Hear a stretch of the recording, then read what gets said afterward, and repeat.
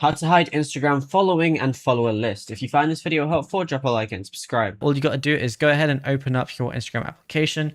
Then from here on the bottom right, just go ahead and click on your profile icon. Then on the top right, you're going to click your three little lines right there.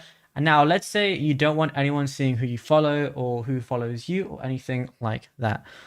The best and easiest method to do this is go under who can see your content, go to account privacy and just make sure you're on a private account. And if if you're not seeing the option for account privacy to make your account private, just make sure you're not on a business account. So you can go to account type and tools.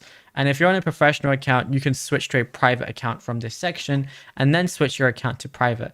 Unfortunately, anyone who is following you while your account is private, they're still going to be able to see who you follow and stuff. Instagram doesn't have a feature where you can hide your following and followers list from people that already follow you. But if you're on a private account, people that don't follow you won't be able to see your followers or following list. And yeah, it's as simple as that.